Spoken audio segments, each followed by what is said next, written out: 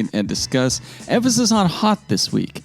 I'm local man Aaron VanTuyl, joined today by Chronicle executive editor-in-chief I'll take it.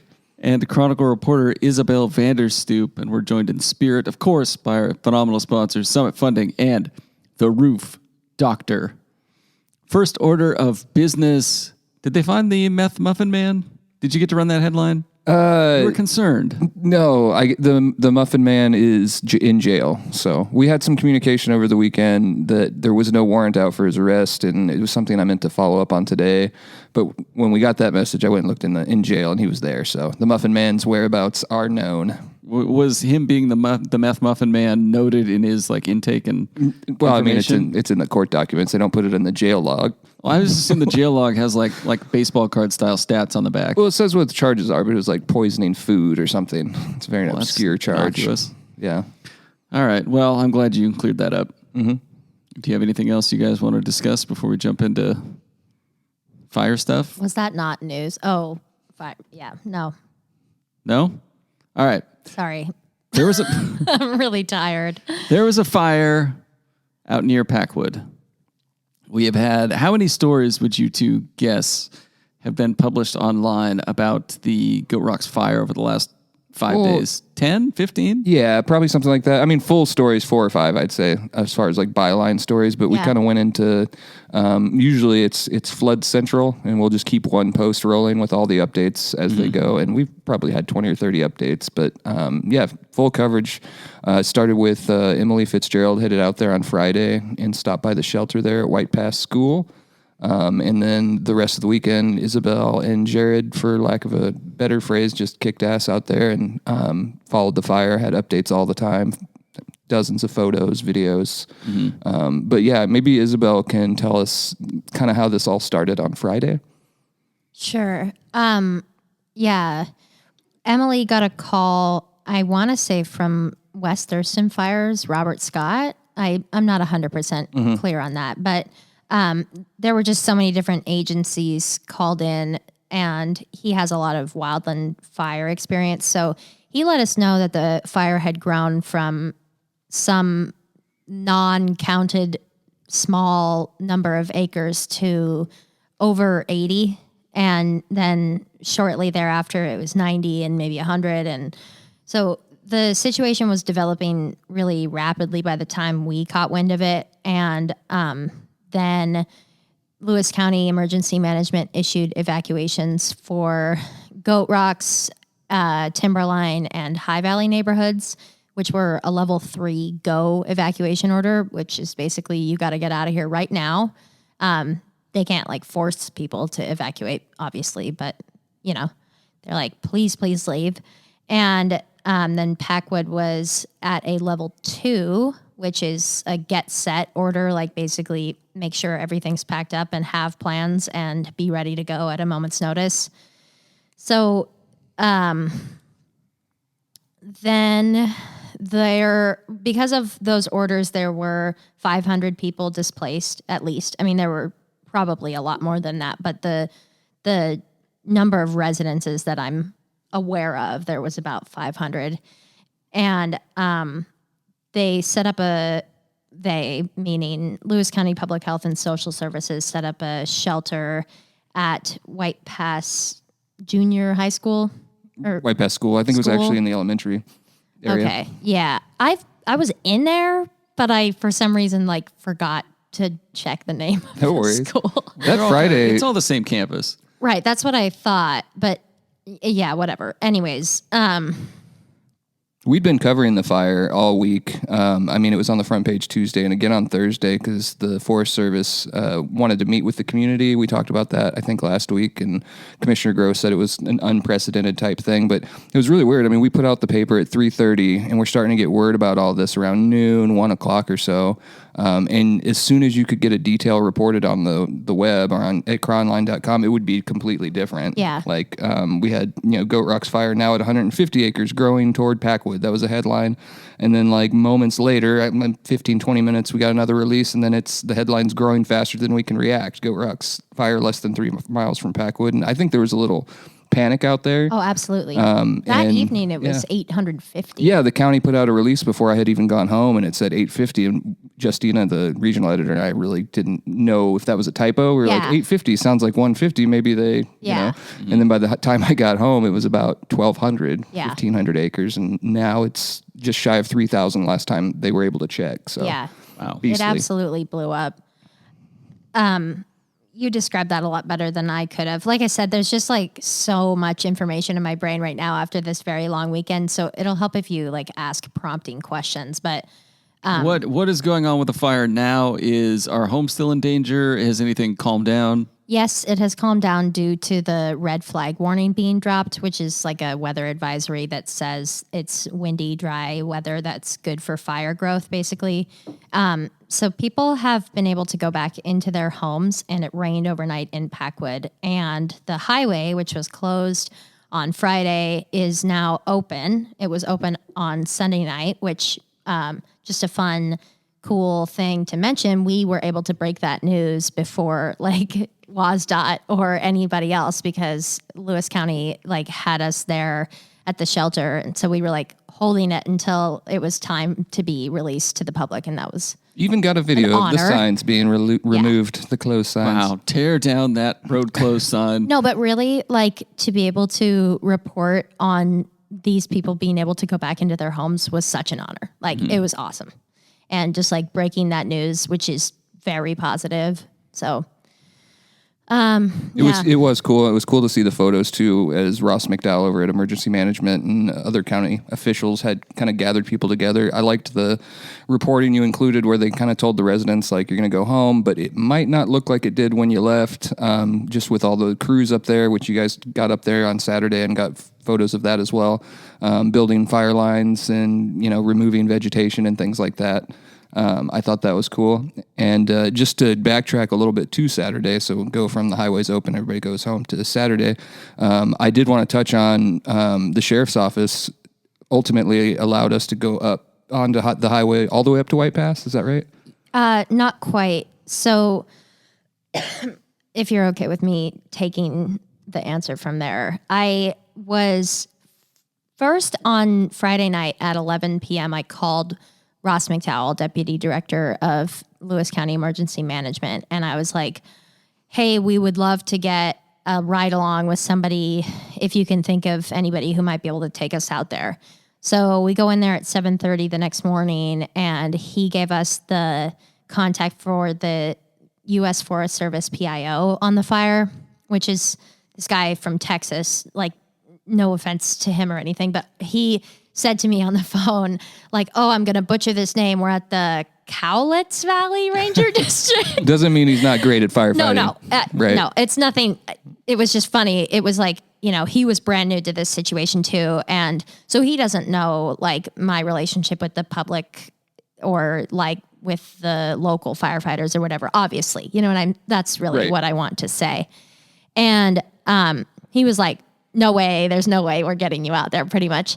And I sort of said, okay, thank you. Like, we're going to talk to some local contacts, because basically, like, we would really like to get out there. And I want to state really clearly with this that in my mind, when I hear the fire is a mile from Timberline and they're like creating dozer lines, I have this image in my head of fear that there is a huge wall of flames, a couple firefighters, and on the backside of them, like this whole community, and it's waiting to be burned down, right? And in my opinion, the photos that show firefighters creating defensible space and just doing those dozer lines and everything that they were able to get out and do out there shows people what's going on with their homes that they are no longer allowed to go back to, right? Mm-hmm. Like, I believe it's very valuable for us to be able to show what's going on these lines. And it's not like we were asking to be taken to the actual like front lines of the fires.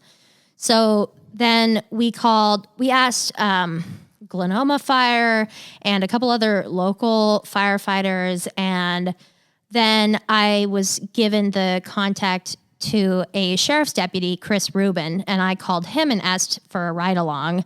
And then he was not going out to the fire. He was doing something else in the county that day.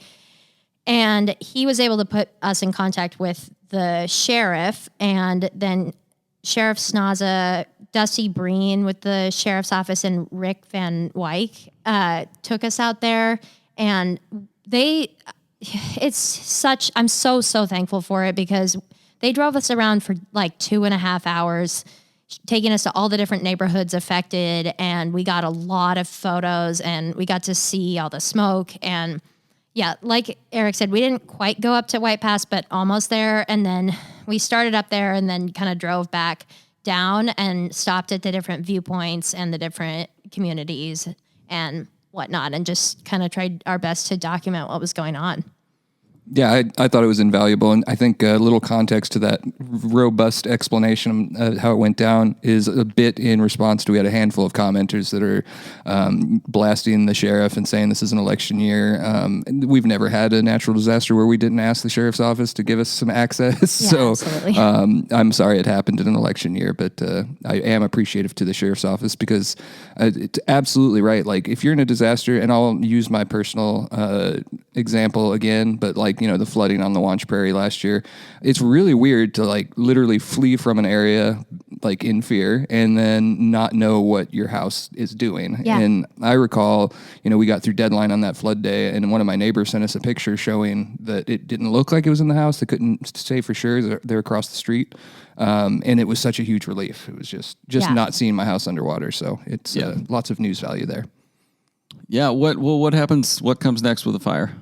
The containment date is like estimated containment date's like October 15th. So when these fires get out into the wilderness, they can burn for months and months and months. I know on the south side last year, I can't remember the name of the fire, but they were still battling that thing in November. Use that word a little heavy. Yeah. The Natchez fire. Right, because it gets into the ground. It's like smoking up from underneath. So it's going to be with us for a while, and we'll likely continue to cover it just through the Forest Service updates. They send out an update or two a day, sometime every other day, and we'll stick with that unless something changes on the ground. Yeah.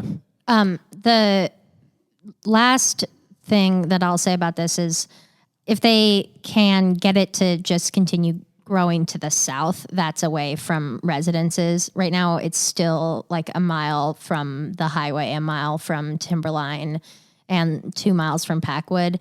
But, and as sad as it is to think about that, it might even be better for us if it burns up the wilderness by Packwood Lake. I mean, like it's devastating no matter what, right? But hopefully, like, the growth will continue in that direction. Mm-hmm. And they are continuing to get that like rain out there, which should prevent the fire from tree topping, they call it, which is like jumping from tree to tree. And so far, the behavior of this fire, as it's been described to me, is not like super wild. Like, I don't know if that even makes sense to say because it's so big, but it's not a burning wall of flames. Exactly. That can be seen from space. I mean, you can probably see it from space, but you can see the smoke, I'm sure, but yeah.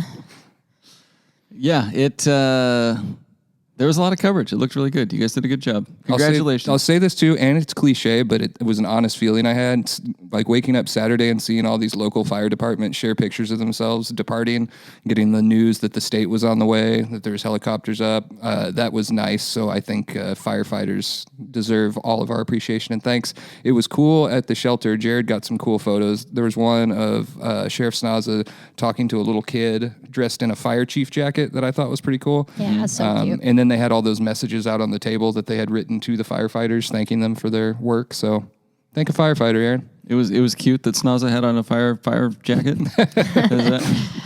Yeah, that's so. No, that is cool. Yeah, it was. I'm glad the fire is better. Yeah, better is that's the best word you could use because it's still there for sure. Yeah. All right, you guys want to move on? Yeah, please. Great job to Isabel. Great job to Jared. I think I get way too much credit from people for our coverage. I literally told Isabel not to worry about going back to Packwood on Sunday, and she went out there on her own volition, her and Jared, and put together a nice final story. So there. Thank you. Okay. Next item. Lewis County Commissioner rallies against windmill code changes. Oh, I knew you would like this one. I had fun with this one. I read it the whole time I read it. I was like, oh, Aaron's going to love this one. There was a meeting out at the Baffa Grange, which is Commissioner Lindsay Pollock's district, and also her old stomping grounds. I almost put that in the story, but then I didn't. I mean, that's, yeah. But I thought, everybody knows. Yeah, it's no secret. At least 80 people attended the meeting, but not for the traditional social. This is taken directly from the story. I liked it, but not for the traditional social frills offered by the Grange Hall. The topic of the evening was windmills, or as stated in the title of the commissioner's presentation, Winds of Code Change, which is a presentation title that might as well have a subhead that says, "Please include me in news dump." I hear she's shopping a script for this in Hollywood. Winds of Code Change. It's so dorky, but so funny. Those windmills are going to get rocked like a hurricane. So anyway, they're talking about windmills out in Boisfort, and it sounds like Pollock is maybe against it, or at least presenting information to the community. So if they choose to be against it, they will know which steps to take. No, remember the headline says Lewis County Commissioner rallies against windmill code changes. I think it's very clear that her stance on this is that it's bad. I think so She's too. a friend of the birds. And I'm not saying, I'm not saying that Pollock is straight up against windmills. I'm saying it was very clear that her stance was this code change is bad. Does that make sense? Yes. So yeah, the code change, which would enable the windmills to come in. Yeah. Well, Correct. That's not true. Exactly. But in theory. But it's like the it's a step in that along. Yes, exactly. But it would actually allow for like research to take place on the potential wind farm. Research. Well, Evil research cousin of is science. always the first step to trouble. Anyway, she pointed out that Lewis County produces massive amounts of energy through dams and existing wind farms, more than we use. She said, quote, to continue to build more energy projects in our area, it becomes the fact that we're busy hosting these sites, but we don't necessarily derive a direct benefit from them, she told the Chronicle ahead of the meeting. I don't think I like the how does this help me specifically argument that's kind of implied in that. That's not how states or economies or societies in general work. And also don't like taxes on that kind of thing. Kind of keep the county big windmills going. got to you, have they? I've been a windmill man.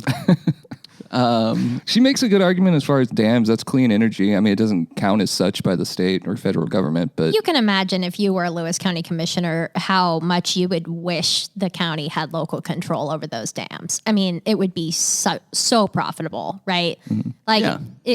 I think really that's the point that she's trying to get at is really not like, oh, I can't believe we're helping other people. The point is like, I would love to see some more projects in here that I know would benefit our community.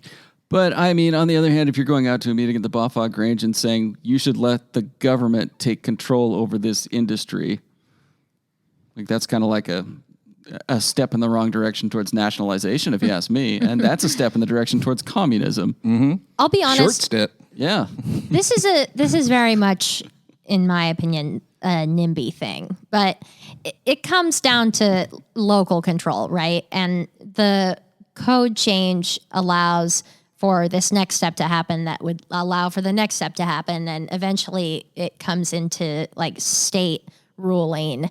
And basically her main argument against this was that if it proceeds, the local voice will be not as important. And I can understand, like I just said, why a county commissioner would feel that way. Yeah, whenever it's like the local control, like as it is now, the land that these windmills would go on is like it's Weyerhaeuser land, right? Uh-huh. And Weyerhaeuser is a fairly like local-ish company that employs a lot of, it at least employs a lot of people. It's a I would Northwest call company. it that 10 years ago.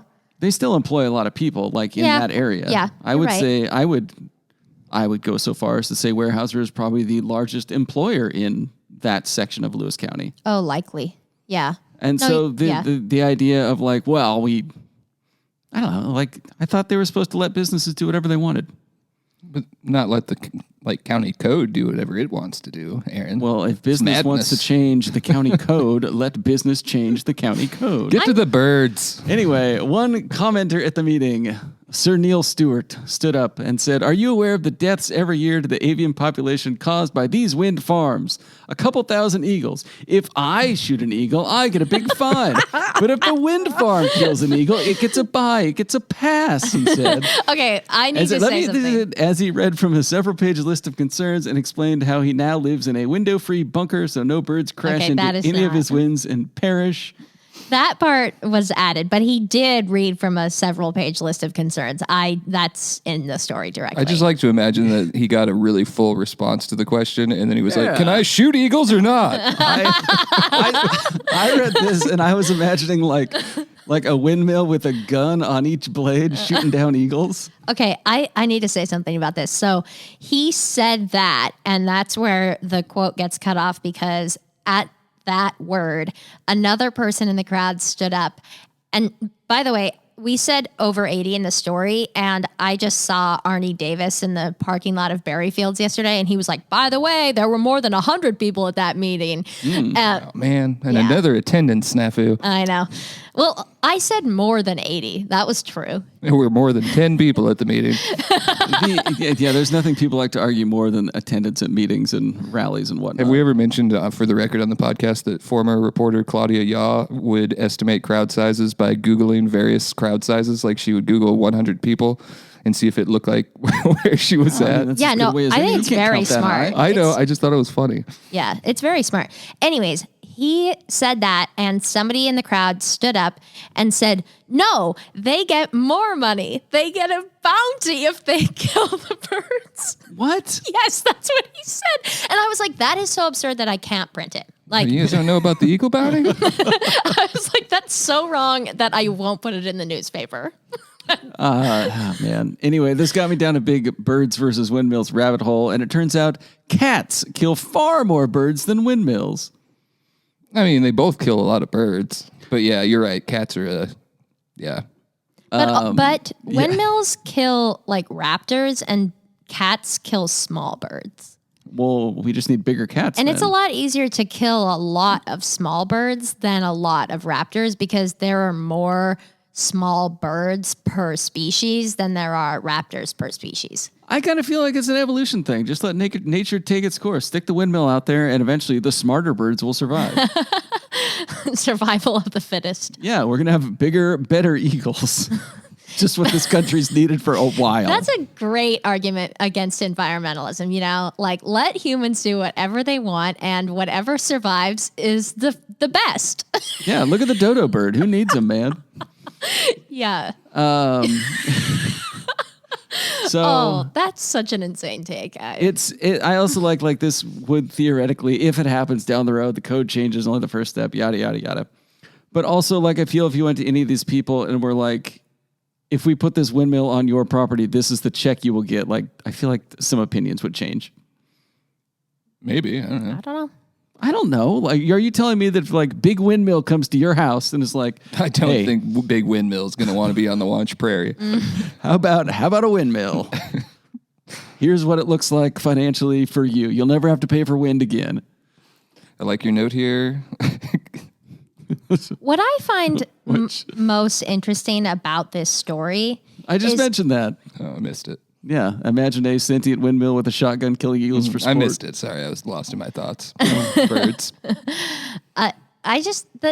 To me, as a reporter, the most interesting thing in this story is that it's a commissioner rallying up her district ahead of a public comment to sway. That's rare. Yeah, to sway the opinions of her seatmates. I don't think I can think of another time that's happened, but not successfully. I'm sure somebody else has done it at some point, but it's very interesting. I mean, it's she is using the vessel of her constituents' feelings to hopefully at a future public hearing express both her opinions and theirs about it. And it's hey, look at this. You got to stand up for it because I don't think you're going to like it. And knowing how well she knows her community there, she's probably right. And 100 people showed up. They probably don't like it.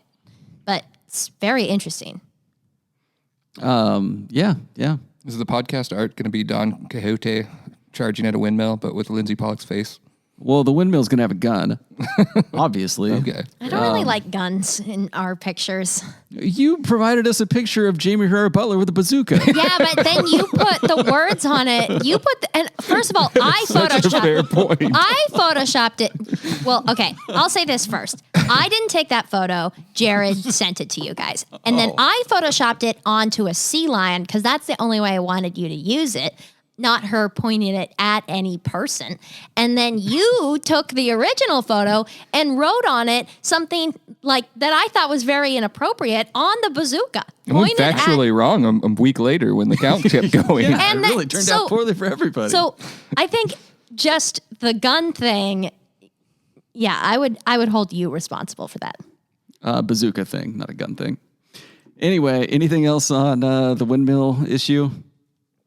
No, I got nothing. I guess I shouldn't just say that I don't like pictures of guns when I live in Lewis County, but I mean, I don't think it harms anything. I Chad agree. actually has an unspoken rule that there has to be a picture of a gun in every issue of the Chronicle. Oh, yeah. Yeah, that is a rule. Yeah. We had to work one into sports one time, and it was tricky. Yeah, if you don't see it, you got to check the ads. We kind of work it into the background a little bit. I don't know. Next news item. More West Lewis County news. 2,100 marijuana plants seized. 7 people arrested in 2 drug busts near Adna on Thursday. Hell yeah. Law enforcement seized approximately 1,700 plants at the State Route 6 property. This is if you're going west on Highway 6, just past the Curtis Hill Road turnoff on the left. And then approximately... Really good directions, Aaron. Well, I know you know where it is. There's a reason I know where that I know. is. Because that's where I buy all of my unprocessed marijuana. And approximately 400 plants at the Tracy Terrace property, which I'm not familiar with, according to the sheriff's office. Clay Cueto neighborhood. Clequedo.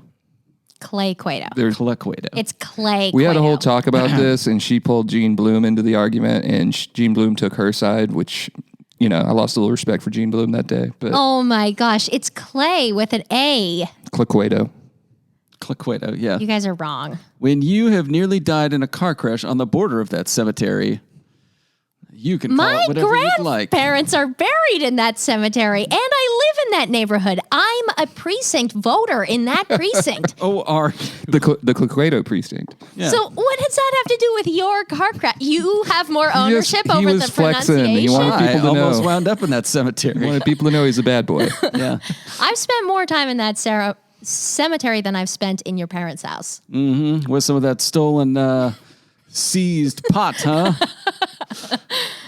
Next item. Speaking of seized green vegetables, mysterious corn crash on Highway 12 overshadowed by Goat Rock's fire response. This was just kind of a fun bonus story that you found out in Highway 12. You were just cruising around with the sheriff, and he's like, "Look at all that corn." Yeah, that is the whole thing. Yeah, I mean, that kind of is really. that is it. There was a tipped over truck full of corn. It's just- Nobody knew how it got there. It was just abandoned. They didn't. I'm sure somebody knows how it got there, but it was weird. Like in Slack, our newsroom messaging service, like getting all these flames and smoke and firefighters, and then Isabel pipes in with we got a corn situation. I said, you guys are going to love it when you hear about this corn whatever thing. it was. Yeah, just nothing before that though to indicate what it was about. So I almost led with the corn today on the front page. The fact that it was just kind of abandoned makes it so funny. Like somebody was just cruising along, going way too fast with a load of corn and tipped over, and he's like, "We got to bail, man! This corn's hot." I'm gonna tell you something that is incriminating information. You stole some of the corn. I took some of the corn. Oh my goodness! It's just, I was like, oh, my chickens would really like that. It's already open and kind of crushed. And I just thought, wow, I could take a couple of those. So I did. Yeah, that's how it starts. Slippery slope. Soon everybody be out there just taking corn. I know I shouldn't have, but Next I thing you did. know, you're going to be driving down State Street in Chehalis, going past the Nashville, way, and be like, it's- "Why shouldn't I? Why shouldn't I take some corn?" It's just it sitting was there. way past bad. Like all of it had opened up and it's not edible anymore. That corn had been there for a while then, before you popped in. I just thought just kind of be me for a second and be in Sheriff Snoz's patrol vehicle and there's smoke everywhere and you stop dead in the middle of Highway 12, get out, there's nobody else coming through, so you're just walking on the highway, and here's a bunch of corn and a truck and there's corn all over the forest. The forest is just covered with corn. Like, I was like, I feel like I'm hallucinating. Like, it just doesn't feel like a real moment. So Snaza was like, you're going to write something nice about me, right? And you were like, what? And then he winked and turned and looked the other way. And he was like, go ahead, fill your pockets. Paid off with the little corn. Oh, I didn't take the corn while I was with him. You went back to the scene. Yeah, no. Jared and I were out on Highway 12 last night when it first opened. And I was like, should we grab some of that corn? Because my mom, I told my mom about the corn crash, and she was like, well, did you bring some back for the chickens? Like, as if she thought that was something that would automatically go through my mind. And I was like, no.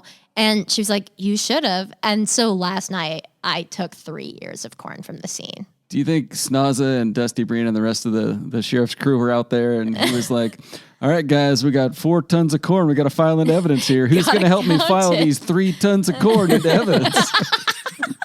Be a real shame if something to happen to these 2 tons of corn. Do you think it's actually a crime that I took that? No. What about public domain corn? People collect roadkill, right? We're going to find out. Sort You of actually flotsam and jetsam. backed the vehicle out and took the whole thing. The vehicle was gone by Sunday night, so Interesting. probably WASDOT or somebody moved it out. All right, that was the great corn heist. Next item, China Creek projects are, quote, winning. Fight against flooding is gauge soon to be installed. Is that the proper spelling of gauge? Yes. We've gone back and like forth it's- over the years, but that is what the National Weather Service uses. We're talking GAGE as opposed to GAUGE. I'm a GAUG guy myself. I was always one too, but Isabel wrote the story. It was during flooding when we switched to it. And, Yeah. It's The consistent USGS with her calls it that. sources. So All right. if you look it up online, it actually says both spellings are fine. Yeah, I did look it up online. It said both spellings are fine. It said the other one is preferred. Oh, really? Yeah. GAUGE. If I were to say, like, what's your gauge on this situation? If I were to write that, I think I would use the U. But just for river gauges at this point, we're using the GAGE. And because that's the style we switched to during the flood, I just wanted to keep it consistent. If I could pick, I would do the U, but that's what USGS calls it. Interesting. All right.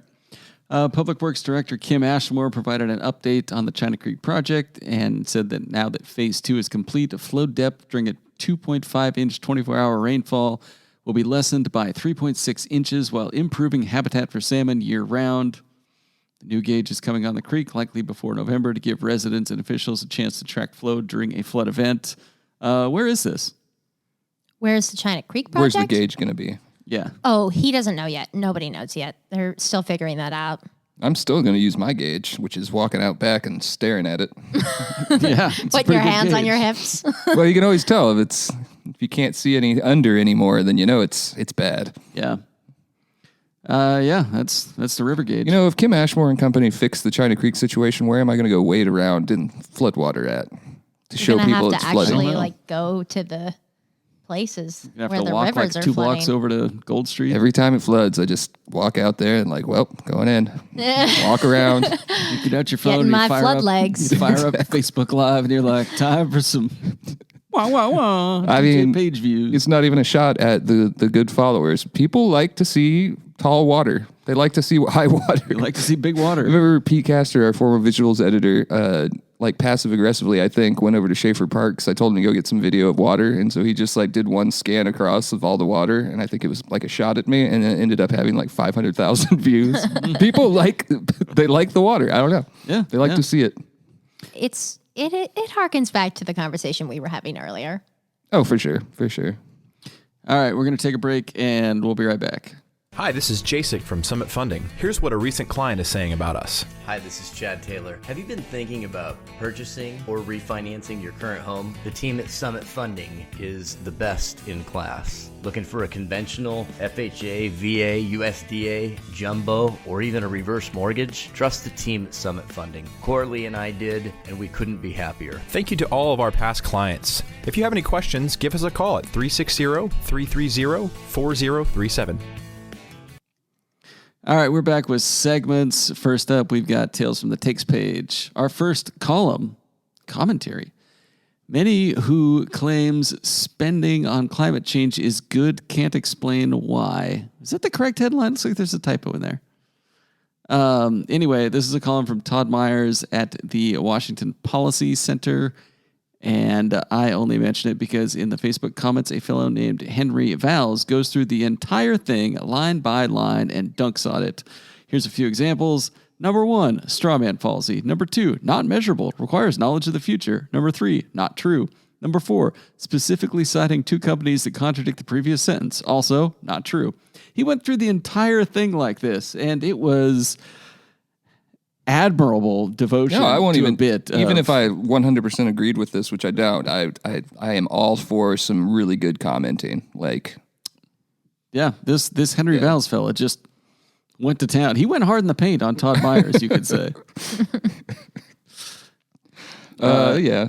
Isabel is saying we already talked about Bill Mueller's. Did we talk about that last week? Yeah, we talked about the it. pool. Well, I just read it, and I agree with him. Yeah. I'm pro pool now. Fire up the pool. You're already pro pool. You've been holding Stacey Denham's feet to the fire on that for a long time. And the police chief, it's his job. Yeah, I should go. Totally should makes go about the pool. No, I like the idea of opening up the pool, but just put like a swim at your own risk sign, and it's just full of rainwater. That's the pool we deserve. Yeah, fill it with a hose. Yeah. Or just let the runoff from the splash pad just float in there, except for the kids are pooping in the splash pad. Or that was the whole thing. All the soap as well. Yeah. And the city almost took it away from them. If you can't not put soap at stop showering at the splash pad. Anyway, another letter to the editor. Fears over power grid and proposed hydrogen facility. This letter writer says, we don't need costly hydrogen power. We don't need to see our own rates rise. Tell Bill Gates to take his ideas elsewhere. Tell Enzi we won't take his foolishness. Yeah, I'm going to say on this one, I had a similar issue that you mentioned at the WIN meeting where I was like, I don't even, is this facts? Is this opinion? Like, because I had to change a bunch of stuff. The letter originally also blamed Inslee for shutting down TransAlta when he was not governor when that was made. That's a Chris Gregoire thing, and it was an agreement. So there's a few issues with it. I did not want to completely scrap the letter because I thought he took the effort to write in, and maybe somebody will write back with more facts. So we had a related item. Maybe.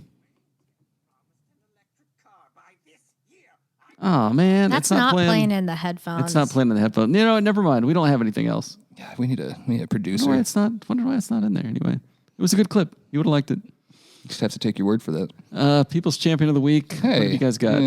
Definitely, we want to do the firefighters on the Goat Rocks fire, but also one of the ones I recommended was the Salvation Army. First of all, they fed hundreds of displaced residents over the weekend. And then also earlier this week, they got a new tractor delivered for their farm, and it will mean they can grow more fresh produce for the community and donate it through their food bank, which is just like a fun, feel-good story. That I hear their produce situation is actually quite dire. They had a load of corn that went missing. Somebody walked away with a few years. I have a nominee. It's Jeanette Curtis was an obituary we had last week. Go on. And I just wanted to note, I'm going to read this one section. Jeanette had 5 children over a 22-year period. She loved them all dearly and enjoyed keeping them home, reading, baking, sewing, playing games, and camping with them. She did her best to provide them with happy lives. In 1970, Jeanette took a motor route for the Chronicle, kept that route for 34 years. She holds the record for the longest-running motor route in Chronicle history. And I don't know if it's true, but it's awesome. So, saying she should get a nomination. That's so sweet. Isabel, do you have any emails? For Butter emails? I forgot about that. But yes, I do have one. Hang on. Talk about something else for a second. We could look at... Sirens Banger of the Week? Yeah. Or do you have another call I'm going to look at? I don't have a Sirens Banger of the Week this week. The one I liked was, I just really liked the headline more so than the actual story. Longview man accused of punching man in face at Toledo restaurant, charged with assault. Yeah, that's like one of the more straight up assault stories we've ever had. It's just like this guy got mad, punched that guy in the face, got arrested. Like usually there's some more nuance to it. Suspect Clint Eastman asked the man if he felt lunky before serving up a knuckle sandwich. See there? I don't think that happened. Not that great of a story, but yeah, headline pretty solid. And then there was a news item or a Sirens item: wheelchair ramp stolen. Yeah. What a dick What the hell, move. man? I mean, God. Yeah, I thought that was pretty bad. What do you think they did with them? I don't know. I mean, probably sold them scrap. I don't know. I have a hard time imagining somebody in a wheelchair stealing wheelchair ramps. Yeah, no. And they're the only people who could use them. Yeah. Yeah, no, you're right. I don't really know what was going on there. This city deserves a better class of criminal, I tell you. Isabel, do you have an email? Okay, I don't really know what's going on with this email. And I feel like talking about it like requires saying who it's from. Yeah, you could leave the name out though and just read. Like it was just a bizarre email we got. Name, youngest son of name and name, politician from Hawaii, takes issue with MAGA and Trump being labeled extremists, with Hawaii, the most democratic state in the nation, being where an attempt on his life was made over 1 year ago. Please see attached PDF press release. And the subject line says, WF West grad assassination attempt versus Biden labeling MAGA. Yeah, it was hard to follow. I don't know what it going means. on there. I do not know what it's trying to say. Yeah, it was an odd one. All right, pretty wild. Facebook comments. You guys ready? Ready for these bangers? I guess. On a story about the roundabout coming to Grand Mound. First comment. So the first paragraph of the article is also the caption for both photos. Lazy? Question mark, question mark, question mark. Which one is this? I'm trying to follow here. Roundabout and Grand Mound. Next comment. That would be the intelligent thing, but you know they can't elect or hire people with common sense in the government. They spelled common sense wrong. And also made it one word, which it is not. And then another comment that just said socialism followed by a dozen exclamation points. Why does it bother people that I had two different pictures of the same intersection that had the same cut line information? I don't know. Did they want me to write a roundabout is pictured overlaid to the road? I don't. Jesus. Yeah. Things that people criticize. I'm sure it was a subscriber as well. On a story about electric cars, the comment, oh, so that's what all the smoke is from. Those dang wood-burning cars. Maybe some windmills along I-5 will blow away all the smoke. Oh, my gosh. I liked those dang wood-burning cars. Cars would never run on firewood. They're not steam trains. But what if they did, though? It'd be kind of cool. Yeah. I guess steam trains don't run on firewood either. I don't think so. No. Those are like coal trains? What were those trains? Stop getting yourself into trouble. What's the train in Back to the Future? I think that was coal. Anyway. Back to the Future 3. Another comment on the same story. Where's the air quality reports? What I've seen, the air quality is 75% better than 1974. This comment was posted with a straight face on Saturday. Wow. When the sun was orange all day long. And on photos of Highway 12 during a fire, reason 10,000 why we can't have a sheriff that just sits behind a desk. Re-elect Rob Snaza for sheriff. Which, this is a fine thing to voice your support for Rob Snaza, but it also implies that Tracy Murphy just sits behind a desk all day, which I don't think is true.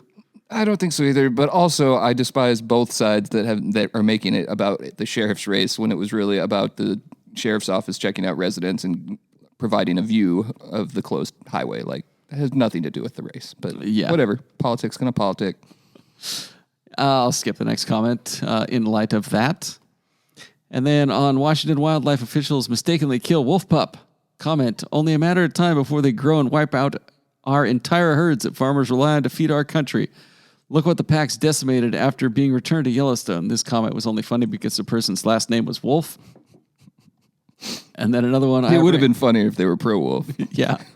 I have rancher friends that have been devastated by wolves. They lose many animals every year. The state covers it up. Everyone thinks that wolves are a good idea. It doesn't have them running around in their neighborhood. I don't think anybody thinks it's a good idea to have wolves running around your neighborhood. The state covers it up. I wonder where. Do you think Inslee's like flying by top secret helicopter out to the middle of these pastures and being like, look, here's $50. Just don't tell anybody it was a wolf. Say it was a dragon or whatever. I also, and I've pointed this out many times, so it's not new, but I don't understand the WDFW's tit for tat with the wolves, which is what this all arose from, which was like they herd livestock, killed livestock or something. It's like, well, we're going to kill one of them and then they'll get the message. That'll show them. That can't actually do anything. Like, well, how is this the policy? I don't understand. I don't think wolves work like that. Is it just a matter of trying to make both sides happy, like making the ranchers happy because they feel like they've had some vengeance, and then the other side happy by not just wiping out the entire pack? I'm still mad about when their plan was to just have like people fly over packs of wolves with like in a helicopter and shoot them. How is that more cost efficient than just being like, you know what, you guys can shoot some wolves? Everybody's soft. Yeah. Can't take a little masculine helicopter. Well, with a big gun. everybody's soft except for the one guy shooting wolves out of a helicopter. That's the hardest man in Washington. How do you mistake? I mean, it's in the story, I'm sure. A wolf pup for a wolf, like from a distance, or It's probably just a dog. now the wolves are really going to be pissed. You killed one of their children. Yeah, they're gonna go John Wick on you. Hope the wolves don't adopt our policy. It's like you take one of us, we're getting a human. Wolves are already John Wick, like in their day-to-day life, you know? They're as close as you could get, probably. Yeah, they're just out there. Yeah, what if a wolf eats a baby? What's going to happen then? We have to eat one of their babies. Yeah. Isn't that like the plot of the Jungle Book? The alternate plot, yes. Yes. Anyway, that's news. What's in the next edition? Do Do you guys want to talk about the Roof Doctor first, though? There's never a time I don't want to talk about the Roof Doctor. Their free estimates, the fact that they offer complete roofing solutions, and up to $1,000 off of any new roof. People forget that $1,000 off a new roof. It's a family company too. It's not like one of these, fly-by-night operations that's corporate and forgot about making roofs. Yeah, call the Roof Doctor. I don't know where that came from. When did it become about the money? Roofing, roof repair, roof cleaning, emergency roofing. Whether you're in Olympia, Chehalis, Tacoma, Shelton, Hoquiam, or Longview, it's the Roof Doctor, baby. 360-736-0246 for a new roof. What we have coming up is, let's see, I'll just work down the site here. We have a nice, really good story from Isabel, kind of wrapping up the entire weekend of the fire, along with more photos than I think I've fit in for a single story in a long time. Probably since the river. Yeah, probably since the river. Aaron, as a newspaper designer at times, I executed the rare, very dangerous triple jump off the front page. Ooh. Jump to 10, jump to 11, and jump to 12. Wow. With facing It's the wall of photos. It's the triple India page design. Yeah, it's dangerous. It's not advised. There's not a lot of people can do it, to be honest. I'm one of the very few. Anyways, we're going to have that. Doing your own personal Iron Lotus. We'll have coverage on the Battleground and Centralia game, but I have a spoiler. The Tigers won. They're both Tigers. Oh. Wasn't Battleground on like an 18-game losing streak? Yeah. That's wild. And then they came back and beat the Tigers. Centralia. I had my money on the Tigers. Yeah, Emily went to the fire on Friday. Beating that one to death. Beating it like it's a wolf that's eating a calf. Do you guys want to make me want to listen to me hear that joke again? No. Or, oh my gosh, I said that all wrong. I understood. No. Got it. Go back. We Get rid of that. got a feature on the I never cut Sandstone. anything on this show. The Sandstone Distillery Tasting Room in downtown Tenino. So Finally, a place to drink in non-fire Tenino. news. Emily just posted a new story on an assault that happened involving a hatchet over the weekend. Thurston County's got its first presumptive case of monkeypox. Yeah, that's a bummer. We ran our look back in time. Usually goes in Saturday's paper, but I couldn't fit it, so it is in the Tuesday paper. Wow, just flexing on your There's a lot more abundance of to it. news. It's a good paper. 56 days of tentative coastal razor clam digs have been announced between now and after Christmas. Ooh, nice. Yeah, to keep those toxins low. Yeah. And then last one, there's plenty more, but the Tumac Tap Room in Napavine.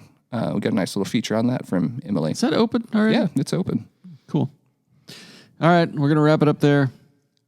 My brain is fried. I just said everything wrong. I needed to quit 5 minutes ago.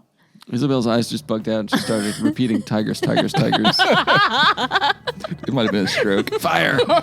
Did you hear the next sentence I said? It was oh gosh, okay.